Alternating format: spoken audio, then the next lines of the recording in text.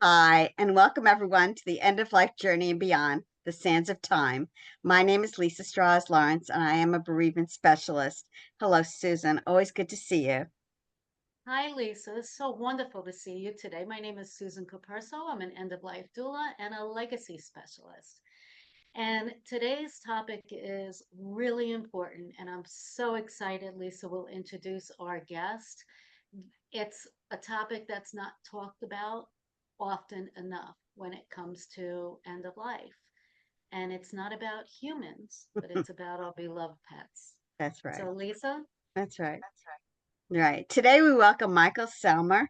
He is a doctor of veterinary medicine, and he does integrative medicine, which is one of my interests.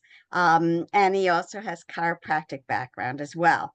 So interesting. He has belonged to the Long Island Veterinary Specialists for the past 7 years, and they have an interesting history. In the 1990s, they were actually started by a veterinarian surgeon who owned Levittown Animal Hospital here on Long Island. And he saw a need for a veterinarian specialty center. So he formed the Island Veterinarian Referral out of Levittown Animal Hospital. And there are a number of specialists in this area. They've grown. Within weeks, they nearly doubled to a staff of 40. And since then, they continue to grow with the original 3 doctors and joined by talented specialists in almost every discipline. The practice also goes all the way through everything that you can imagine with animals now instead of with humans. And that's why we're so interested in this. Some of the technologies and specialists are even in advanced procedures, from brain surgery to intraocular lens implantation, cancer therapy, and allergy testing. And this is really important. So many of our friends have older animals, don't know, how to help them with their quality of life. And when we did pet loss, we had so much feedback and background about this. So we want to bring in somebody who could help us learn more about how to help our pets in their later life. So Dr. Selmer, welcome to our program. Well, thank you for having me, ladies. Thank you. So welcome, welcome. tell us a Thank you little bit so much about for joining. you and how you got involved with this and your interest in all in this. Well, it's kind of an interesting story. I really got tired of putting my hand on a pet parent's shoulder or knee and telling them I had nothing left to offer them and was so limited.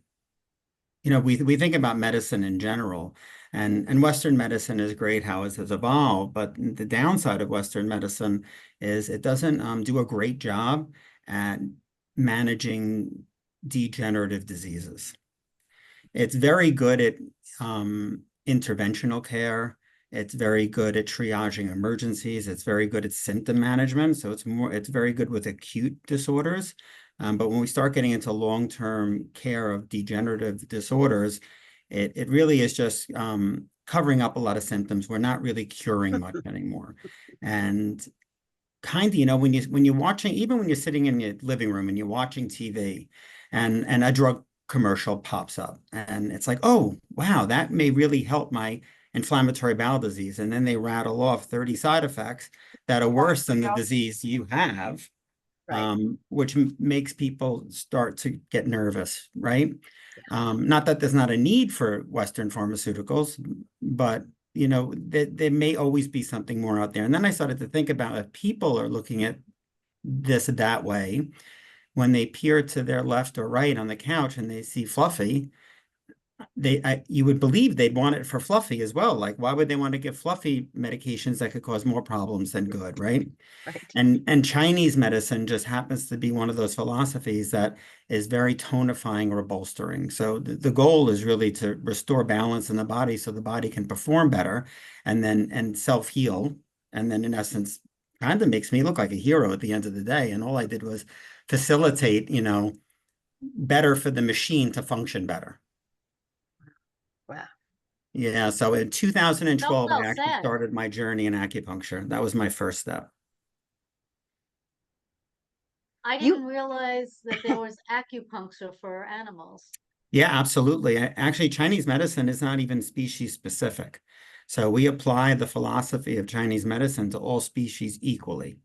So whether it's a cat, a dog, you, me, a giraffe, or a whale, the philosophy and the approach is identical. Wow. Where do you Does study now that? when you wait, I have like 1,000 Wow. questions here. But when an animal gets acupuncture, do they need to be put to sleep? No, no. So I'm guessing you have not had acupuncture, have you? I have. I I have. no, I have not. So Okay, I so have. so for curious. those who have, you will note that once they put needles in you, you get into this kind of twilight zone. You're not really sleeping, but you're not awake. But it's when you're done, you feel very rested. So what the acupuncture is doing in one aspect is actually activating your parasympathetic nervous system. So we have that fight or flight response, right, in our bodies, and the fight part is your sympathetic nervous system. And where we live in the world, we live in a very stressful part of the globe, right? And we're always pressing that sympathetic nervous system, which causes a very big stress response in our body, which then has other negative medical effects on us. So one beautiful thing acupuncture will do is help change that fight response to that more flight response, and it's very relaxing. So actually, the minute we put a needle in, we'll notice things in our pet patients, like they may yawn, they'll lay down and relax, their nose may run a little bit. We're seeing symptoms of taking away that stress impulse. So I have many of my patients, like human side, they will fall asleep on the table. Yeah. And once Wow. they start to have it routinely, they realize that this feels good. I mean, I have dogs that try to jump on the Wow. exam table to get their treatment. I mean, they're scratching at my door. Wow. Wow. Whereas Let if me they were ask walking you into one of the surgeon's exam rooms, they put the this. brakes on, Yeah. right? Yeah. That's right. That's right. Let Wow. me ask this. Is there one or two reasons that you would suggest this treatment to an animal, or could it be just a multitude of things? Oh, yeah, multitude. The Chinese philosophy of internal medicine is called Zhang Fu physiology. So we can treat any diseases using, if we formulate a Chinese pattern diagnosis, we can apply acupuncture, herbals, and food therapy to treat that issue.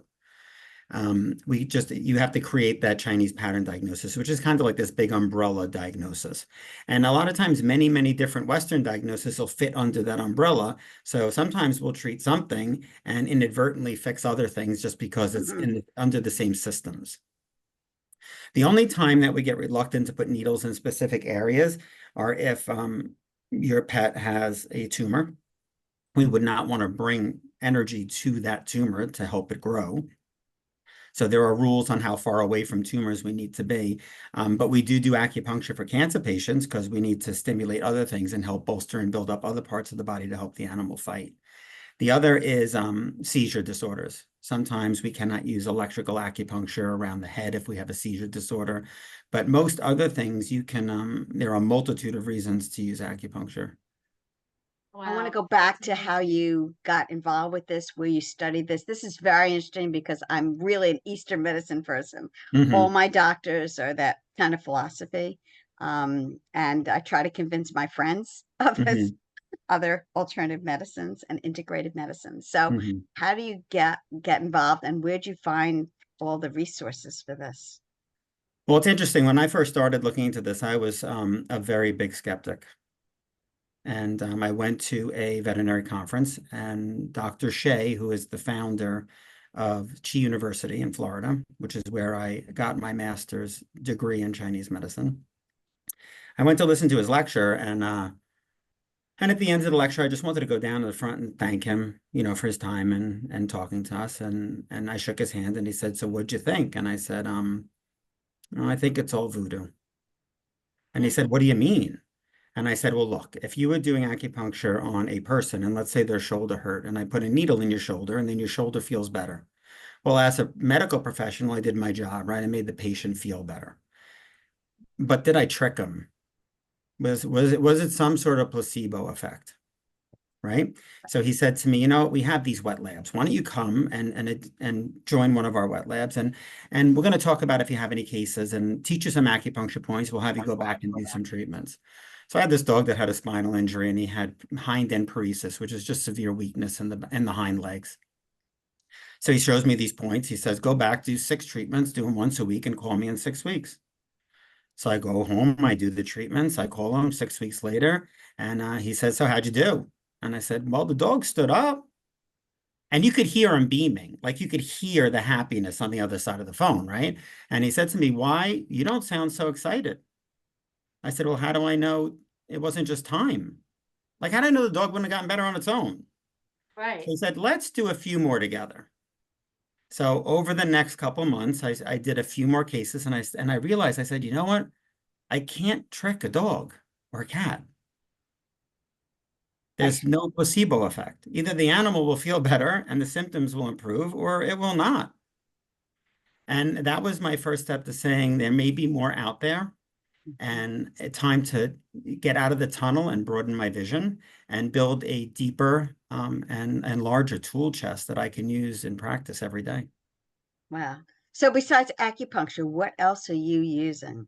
I am certified and a certified acupuncturist. I'm certified in herbal therapy. I am certified in food therapy. I am certified in Tuina, which is a kind of massage technique that we use in Chinese medicine. And I'm also certified as a veterinary medical manipulator, which is similar to chiropractic, just gentler than you would expect if you've gone to a chiropractor yourself for you. And most of these procedures you're using on dogs, Yeah, mostly dogs. I mean, I would probably say 75% of the caseload is dogs and the rest cats. So it's interesting because cats are actually more sensitive to acupuncture than dogs. And you start to think about, well, why? When you think about the history of cats and how connected they are to the universe, maybe there's something there and why they respond better. So I typically have to use less needles in a cat to get the same desired effect that I would in a dog.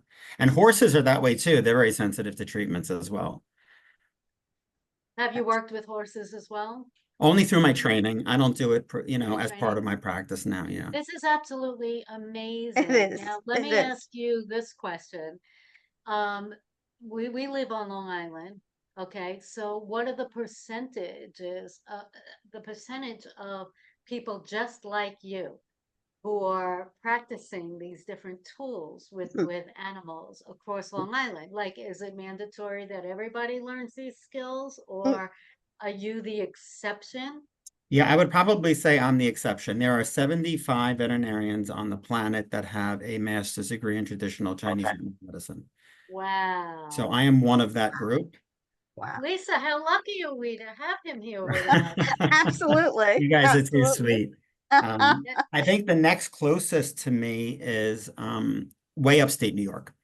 But I think there's two issues, and part of it is the Western medical mentality of accepting another form of medicine and saying it's okay to look at other things. And then the other is, getting over the hurdles of awareness.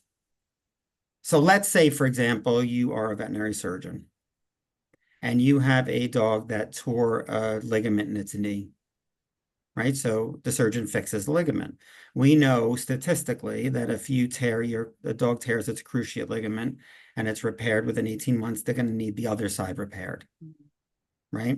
So what if I told you that every cruciate case that I had gotten after the first surgery never needed a second one? Great for the dog, not the surgeon.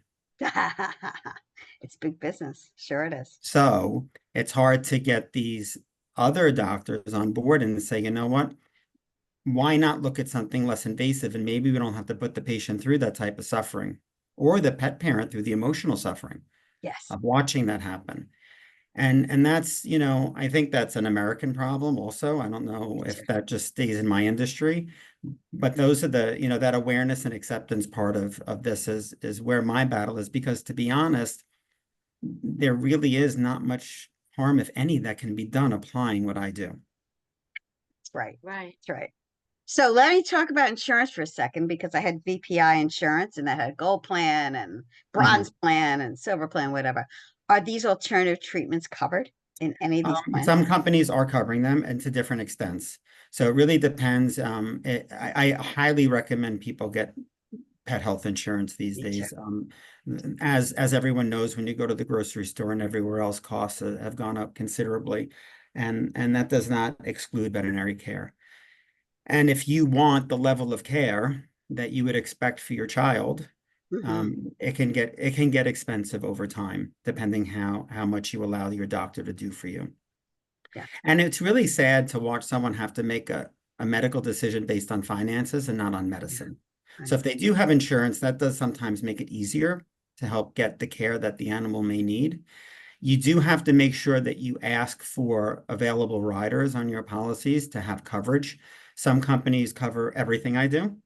Some companies only cover bits and pieces of what I do. So I would encourage everyone to really dig a little deep and do some due diligence when they're looking at different policies.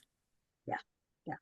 So I'm going to give you an example of my pets. Mm-hmm. So my labs, my black labs who lived to 14, had hip dysplasia, which is very common, I know, especially in labs. So I was doing glucosamine shots in their hips and stuff. Mm-hmm. So had I known about you, Mm-hmm. you would have been able to do some acupuncture and some other things that help their hips Yes. develop. Yeah. So, most people, when they think of acupuncture, they think of pain management. That's kind of what comes to most minds in our world when that happens. But they don't realize that, like I said, we're really treating a Chinese pattern diagnosis.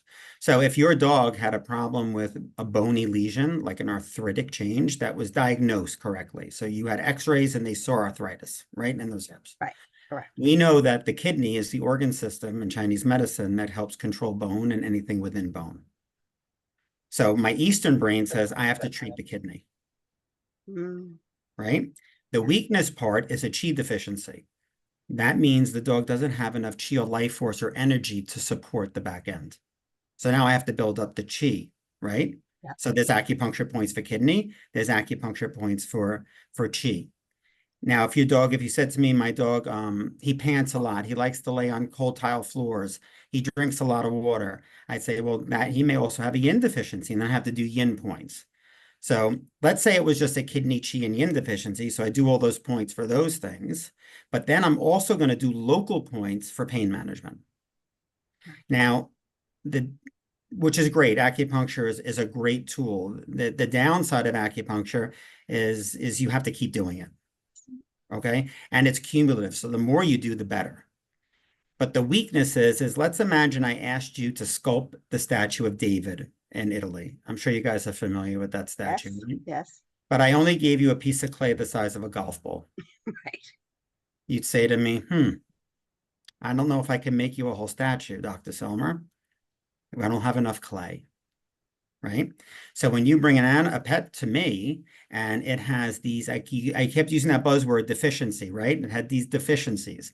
So there's less energy for me to work with in that animal. So even if I remind the body where to focus on, there's only so many troops left, right? We're deficient, we're short.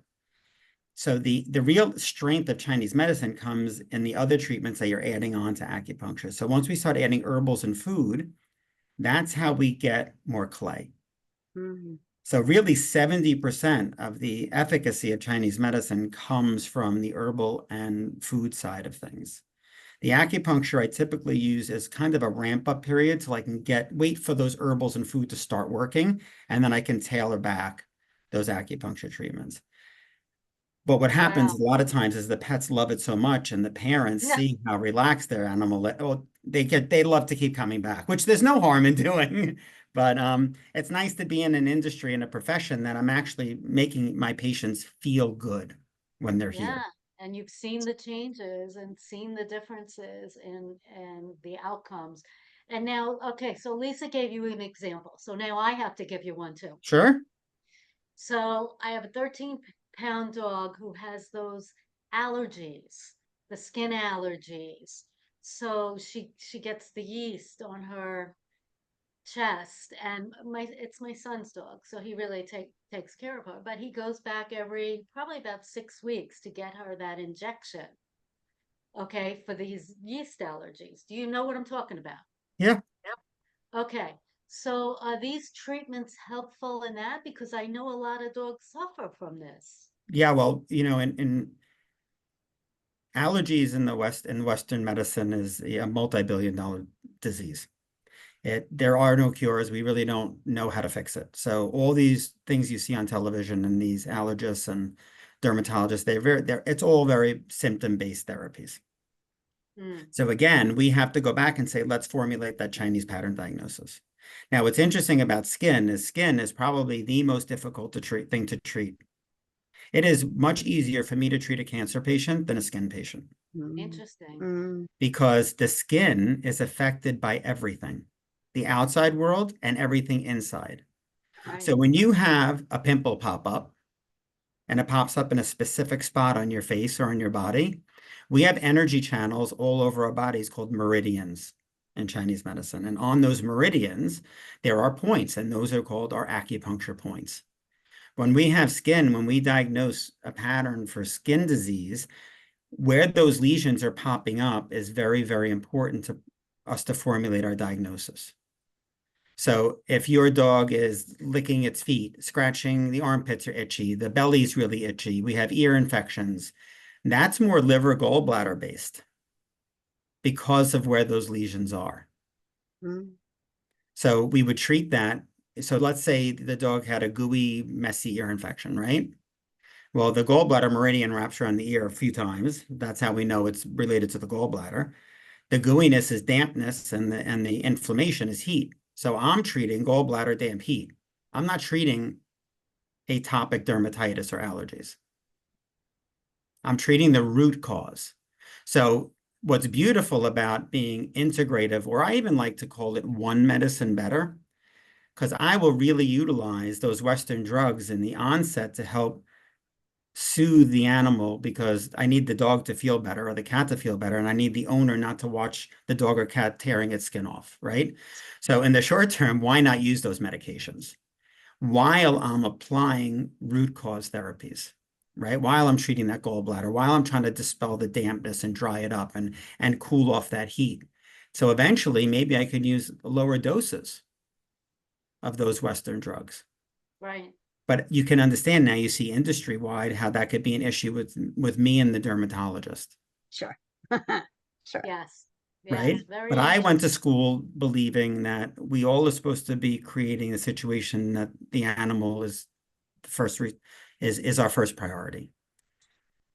So another part of my fight is saying, well, why keep pumping them? Why keep pumping them full of drugs if they may not need them all? Let's just maybe try to do less, or maybe get them off it.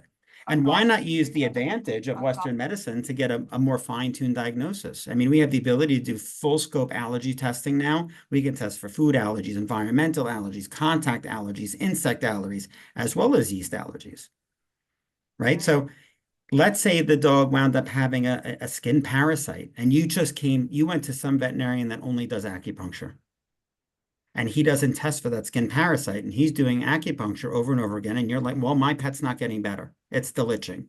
An acupuncture needle's not going to kill a bug. Okay. So if you don't have both philosophies, that animal that could have a skin parasite is being treated improperly because you don't have the right diagnosis. So in the perfect world, and this is what my master's thesis was on, I hypothesized, is it better to practice Western medicine alone, Eastern medicine alone, or do both together? And then I did this meta-analysis of all the literature on PubMed in veterinary and human medicine. And do you know, I could not find a case that the patient, whether it's human or non-human, did not benefit from both philosophies being applied at the same time. Yeah. Great. So if your dog's getting a Cytopoint injection once a month or once every 6 weeks to help manage those symptoms, great, right? We're helping keep the dog comfortable. But why not see me too, so that I can help get underneath it, and then maybe we can do those shots every 2 months. Right. Every 6 months. I got it. I That was a mean, really good explanation. I'd like to talk Yeah. about herbs because I'm an herbal person, mhm, and foods and all. There's a mhm. lot out there. Oh, there's a ton to unpack. Yeah. Yeah. So, it's a business like all these Yeah. other our business. So how do you figure out what is legitimate? And Well, that's a great question, and it's really tough to navigate in our world. So our country, we don't have any purity laws. which means that you two ladies can decide that you made this powder and it fixes dogs' allergies, and we're going to put a label on it and throw it on Amazon and sell it. Wow. Well, you can do that. Wow. Right? So that's Wow. why it is so important to have a professional that you can trust beyond Google searches, right? So I tell my pet parents that come to me, I say, look, when you go to a professional, whether it's me, your doctor, a lawyer, whatever profession it might be, you have to have a gut feeling about that person and see how that fits into your life, your personality, and what your goals are. And if you don't have that good feel, that sense, that intuition, find someone else. Yep. Now, the products that I recommend them because I have a significant history with the company or the founders. So I know the sourcing of it. But even companies I deal with, at times I'll see stuff pop up online and I'll check with the company. And there have been a few times that the companies have told me they did not approve that sale. Mm. And then we start to worry, is that a counterfeit? Yeah. Yeah. Everyone's trying to save some money. Sure. But you got to be really careful. Herbs or drugs. And if you don't get good quality from a trusted source, you may get that herbal formula for half the price than you would get it from where I work. But did you get the right stuff? And will it cause more harm later than good? Or will it even work? Is it potent enough? So Let me I ask you think that this. comes down to finding a professional. So I tell my pet patients, I said, look, to be honest with you, I'm sure I don't want to do your job and you don't want to do mine. So if I'm not satisfying you with the answers to your questions and you have to go home and search on Google, I'm not your guy. Mm. So now we have a ton of people out there that agree and disagree on feeding their pets. Okay. And I know a lot of people who now refuse to use dog food and cook for their pet, whether it be meat and vegetables and cook for Mhm. their pet for the week. Do you have any thoughts or opinions on that, real quick? Yeah, probably more than I should. Well, let's just do a little snippet because we still want to get to our end of life topic So here. let's talk about how we got commercial dog food. Okay. Okay, so if you rewind the clock all the way back to the late 1930s, at the beginning of World War II, we were sending service dogs over to Europe for the war effort. They needed something to feed those dogs that was cheap, traveled well, had a good shelf life, and made good poop. So they came up with kibble dog food. Right? Makes sense. It was never supposed to be a long-term feeding option. Some marketing company saw that genius in that, and that's what every American's going to want, right? Cheap, good shelf life makes good poop. Right. Right? And Right. then some of these big brands decided, well, we're going to give all the dog foods free to the veterinary colleges. And we're going to make it really easy. We're going to make them system-based. So if your dog has kidney disease, just feed this diet. If your dog has intestinal disease, just feed this diet. Right. And then they stopped teaching nutrition. Mm.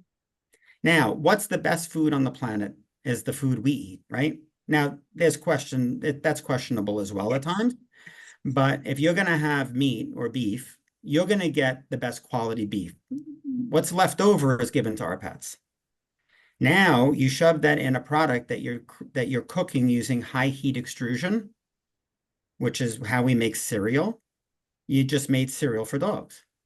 Now, when you give your dog a kibble-based food, not only is it loaded with simple sugars, which is not good for chronic long-term disease, but it's very drying to the body. And you can't counteract that body fluid damage that it causes. So I am all for feeding dogs human-grade foods. Where we get in trouble is if we don't produce enough variety for that dog, then we start to run into trouble with balance with nutrients and vitamins and minerals.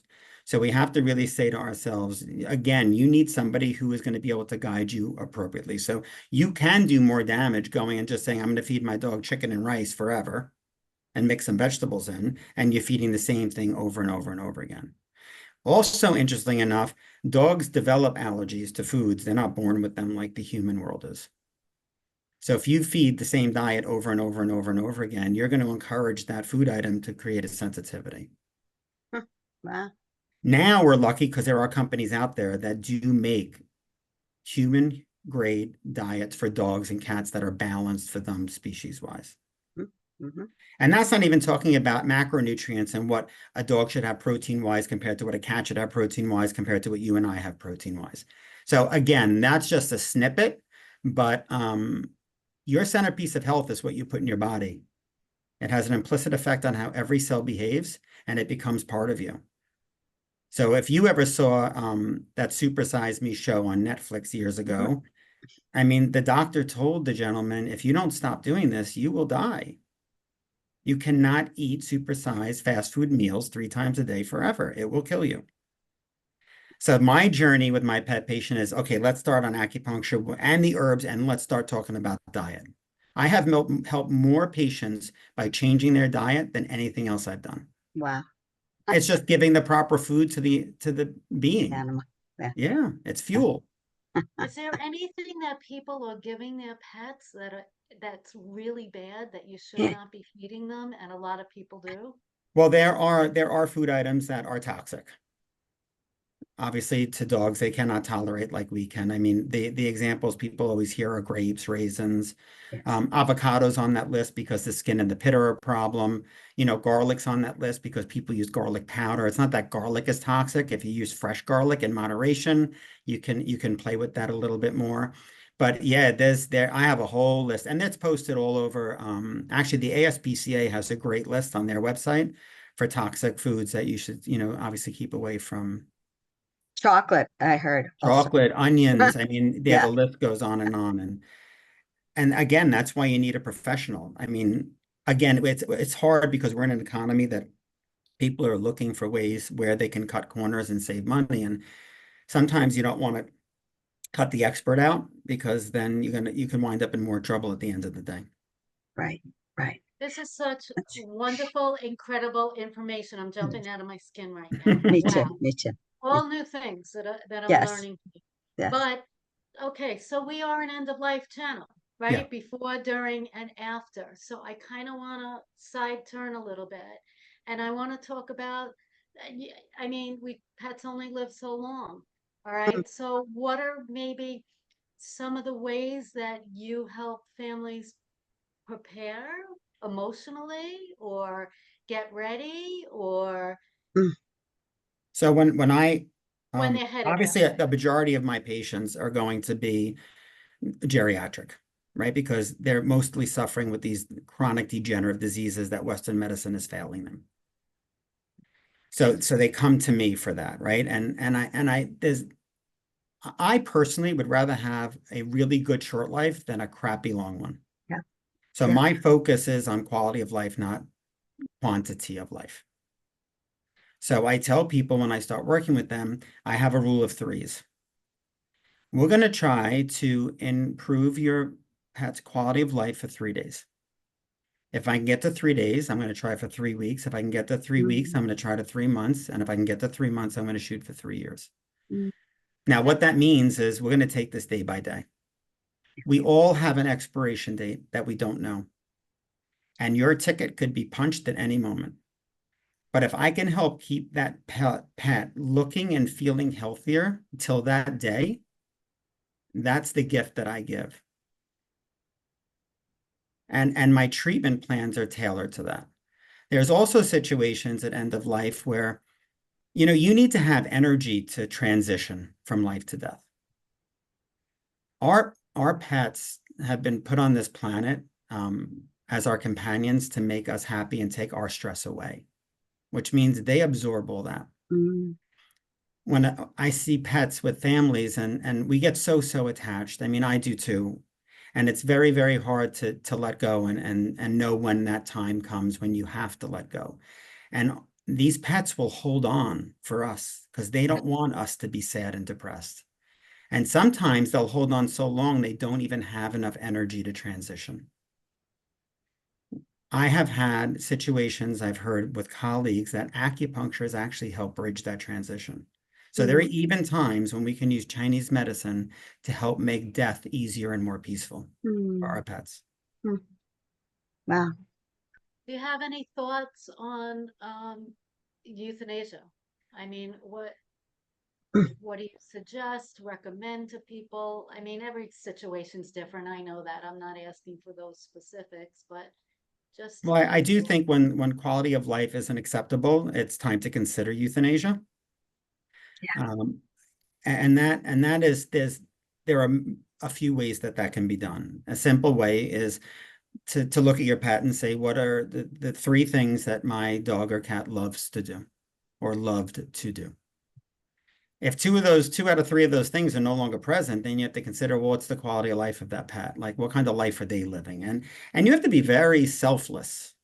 I mean, this is a very difficult thing to do. You have to really say to yourself, this is no longer about me. You have to understand that every breath that animal took for you. And a day will come where you have to carry that weight for that pet that did it its whole life. Yeah. So I do Yeah. believe in euthanasia if it's appropriate. I personally do not perform euthanasia anymore. I think that having a pet euthanized in a hospital is hard for me. It's cold. It's not the natural environment. Sometimes owners do not want to be with their pets at that time. Mm, It breaks my heart mm, because they're looking for them. So when I typically have a case where I feel that the quality of life is not what it should be, I will recommend a colleague that will actually go to someone's home and do it. yeah. So Yeah. it's in the comfort of the pet's Yeah. home. The family is around them. And the grief that they will go through is typically more than they will for a family member because of the unconditional love that they receive from that animal for Yes. 10 years, 15 years, Yeah. 17 years. Yeah. Do you have any particular advice that you give to families that are going to cope Mm, with the loss of their Well, I pet? think doing what I do really helps them because it checks a box. You know, they come to me and sometimes they come to me too late, right? They just weren't aware of me or whoever they were seeing wasn't accepting of what I do and didn't give my name. And I say to them, well, let's say the dog has cancer. I said, let's just see how much time we can get so when you look at your dog, you don't see a dog with cancer. We just have a Mm, healthy dog running around in spite of cancer, mm, right?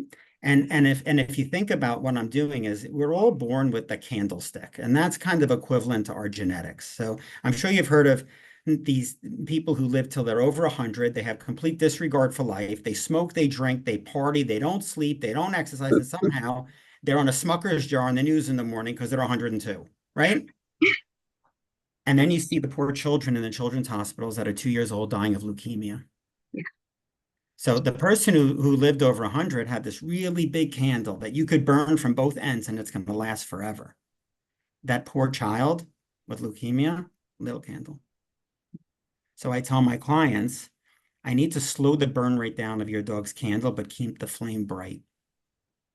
Mm, Eventually, the candle will burn out, but it should be peaceful. So most of my patients that don't choose euthanasia, I will typically get a call one day and they'll say, I woke up this morning and Fluffy had passed. wow. And then they say, I need to thank you because you gave us whatever time it was good. Wow. Not enough people know. I mean, look, I've been doing this in 2012. It's a long time. And you guys just got wind of me, Mm-hmm. Yeah. Yeah. right? So think about how many people out there that we could be helping their pets that just don't even know it's available, right. Oh, yeah. I right? wish That's what I I'm had thinking. known. Oh, my goodness. You mentioned about the pets actually taking responsibility and the stress off. You want to hear this one? My Sure. husband died in January of 2009, and my pets that were already 14 years old hung in there. I knew they hung in there for me, Yeah. and they were dying. They were, but they hung in there a couple months. And then the first one died, and the second one died shortly after that.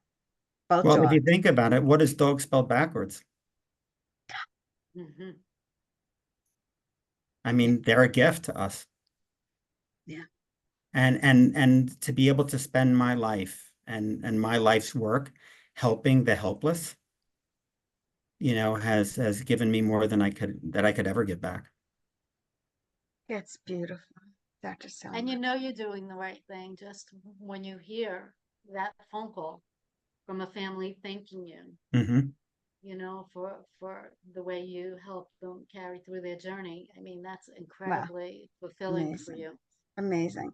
Can you at least, you need to give us everyone the contact information, how to Please. get you and all. So great. I mean, I'm sure everyone's on social media, right? So if you go on TikTok, Instagram Reels, Facebook, YouTube, and you search The Caring Vet, I will pop up. You will see cases I've worked on, things I do, things I want to talk about. So that's all over social media. Obviously, you can contact me through the social media platforms as well, or you can contact me at thecaringvet@gmail.com. Nice. That's perfect. And you're located in what town on Long I'm in Island? Plainview at Long Island Veterinary Specialists, Right off the expressway? right off the expressway, right? So all they have to do is say, I want to see Dr. Selmer, and they will set them up with a consultation. Do you happen to have, because you're a person that I think you should have, a YouTube channel? I do. Perfect. And you give all these little tips and advice and great ideas. And wow, that should be, anybody should follow that. They just have to search Dr. Selmer on YouTube, The Caring Vet. The Caring vet. Caring Vet on Wow, YouTube. Yep. It's a beautiful thing. Can it you is. ramble your phone number off real quick? The office number here is 516-501-1700. Or you can also email integrative@livs.org, and that will, your message will come right to my department. You are amazing. Oh, thank Because I you. believe in this kind of medicine, I'm And way listen, ahead. it's nothing, you know, I always felt that I was given a gift to facilitate health. I'm not, you know, a doctor that has one of those God complexes that we think. I'm really just working through whatever medium has created us all. And if I can bring quality of life and happiness to a pet, I'm bringing happiness and quality of life to the family. Oh yeah. Oh yeah, big I time. have one last question. So, um, you know, these things are new. A lot of people, I mean, Well, not new. these They've been have around been out there. 3,000 years. That's That's what I right. mean.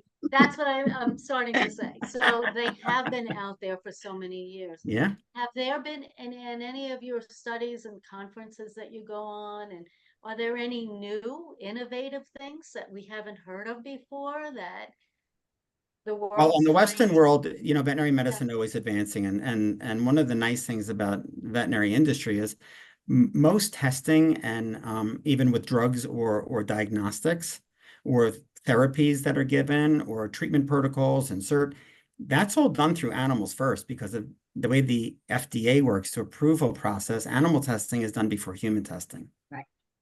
So even on the Western side, there's always advances that we have available to us. And a lot of times it's before it's even available to the human doctors. And there can be a significant lag of time while they're waiting for human clinical trials to be taken with, you know, for certain drugs or therapies that are administered.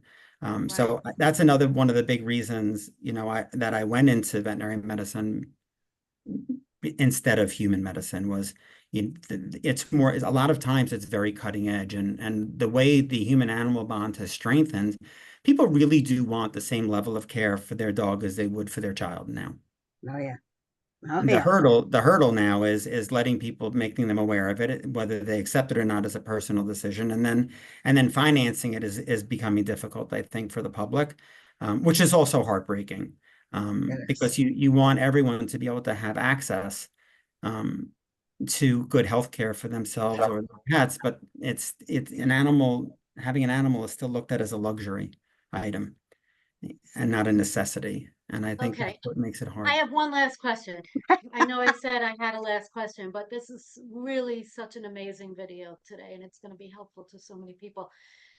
So I deal in the senior world a lot, and a lot of seniors out there right now are they're alone. You know, they have their pets, but they're alone. And a big fear that I hear constantly is they don't want to leave this world ever until they know what's going to happen to their pet.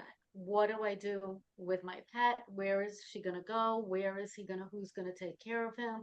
I hear that on a constant basis. Is this something that you hear a little bit as well? Well, I'm And hearing what more and would you more. suggest to your Well, clients I'm when it hearing more comes and to more people setting up trusts. Yes, with their Yes. pets. yes, I that's right. work for So 2 days a week for an attorney. I do so they know legacy at wills, least, and I'm financially hearing this healthcare would too. be covered. I do think it's important, like you would for beneficiaries for insurance purposes for ourselves, how we name a beneficiary to kind of be in charge, right? I think that's important to have in your will, your last will and testament as well. So you can have that discussion beforehand so you're not in that situation. I think a lot of the world's problems could be fixed with good communication. And and My when thoughts and when you have poor exactly. communication, you have problems. And that those poor people that are worried about what's going to happen probably haven't had that talk. The conversation, They right? need That's to right. have the conversation. Right. Wow. That's very key. Yeah. That's perfect. I'm glad you gave that answer. Yeah. So this was so wonderful today. Was there anything that you wanted to mention that we haven't asked you about or haven't talked about? Because I would I this would is so just I would powerful. just encourage people when they're going for care, whether it's for themselves or their pet. If you don't feel good about the answer you're getting, keep looking for a better answer. That's right. Keep looking. There's somebody out there that may be able to help you. And if they can't, if it isn't fruitful, at least you hopefully know they tried their best to do that for you. Yeah. Excellent. Dr. Selmer, thank you so much for You're It's so submitting. amazing, welcome. Dr. Selmer. Thank you, ladies. This Thank will you. go Yeah, everywhere, and hopefully a Yeah. lot of people realize this is great medicine, great alternatives absolutely. for And you're in people. a really good spot on Long Island too, Yeah, Plainview, right off the yeah, expressway, easy to get to. yeah, We appreciate yeah. your time and all Thank your you. hard work and efforts, and You're thank you. amazing. Amazing. Thank you. Thank you. Thank you. Thank you. Thank you. Have a good day. You too, ladies. Thank you. Thank you. Bye. Take Okay, care. bye. Bye now. Bye. Wow. He was That was amazing. fantastic, He was Lisa. amazing.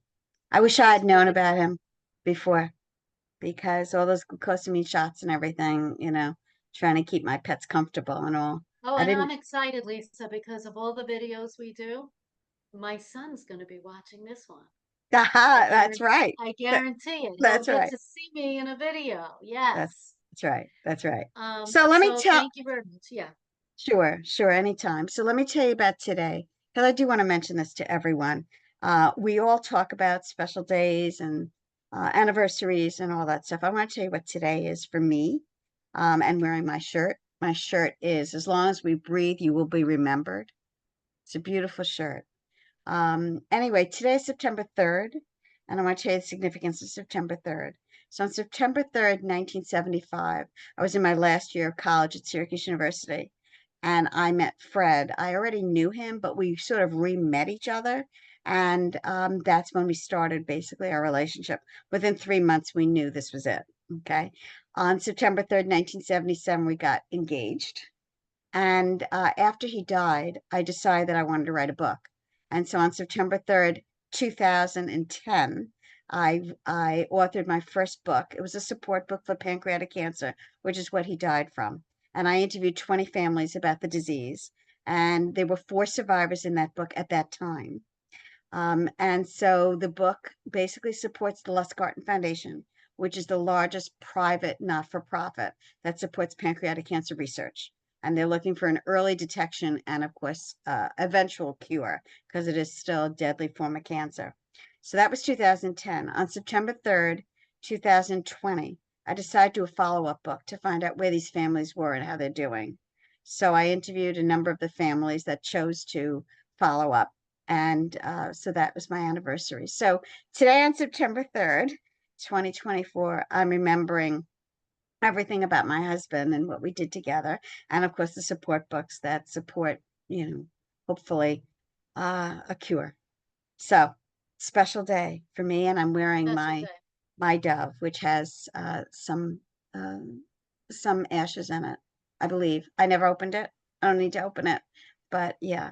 So when we talk about anniversaries and we talk about special days, I think we should allow ourselves to delve into that, to feel that, not to push it aside, not to say it's just a day, or not to dread it, but to embrace it. And I think, and that's part of my philosophy, of course, of bereavement and loss, that we integrate everything, that because it's all part of our lives, and that we continue to bring that and keep that with us.